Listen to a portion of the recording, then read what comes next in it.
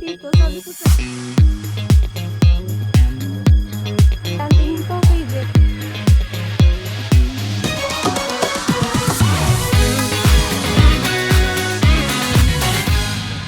Kasi single mother lang ako. So, ako yung nagpalaki sa anak ko, lalo na breadwinner ako sa amin. Sabi ko nga sa Panginoon na sana one day makapagtayo ako ng sarili kong bahay. Actually, may business na ako, pero naisip ko talaga mag-build pa ng business. Mahirap kasi yung buhay ngayon. 500 lang pera ko noon.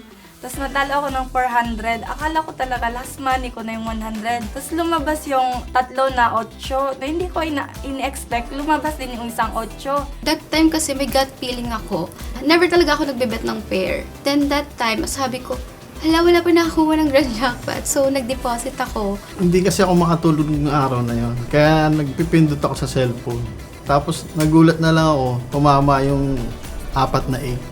Lumabas yung karaming numero dun, as in 3 point something ganun. Ang laki pala ng premyo nun. Hindi ko naman po alam na jackpot yun. Akala ko biro-biro lang talaga. Ginising ko yung kaibigan ko dalawa. Sabi ko, pwede pakibilang yung number na to kasi hindi ko talaga alam. Actually, nung una, hindi ako naniniwala eh. Kasi since online siya, Sabi nila, baka hindi daw.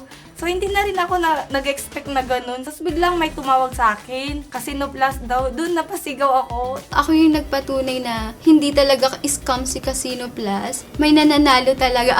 Grabing iyak ko doon. Sabi ko, this is it na talaga. Yung saya ko lampas talaga ng 100%. Sobra sa sobra pa. Magagamit ko yung napanalunan kung mag-open pa ako ng business. So, tuloy-tuloy yung income. Kung may malugi man, may iba pang other source of income. Matutulungan ko yung mga kapatid ko. Tapos baka makabili ng bahay, sasakyan. Ang advice ko lang sa mga players na naglalaro, Pagtsaga-tsaga lang, makukuha nyo rin yan.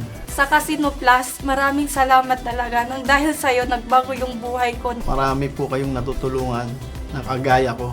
Binago niya yung buhay ko at lalo niyang babaguhin yung buhay ko. Salamat, Casino Plus!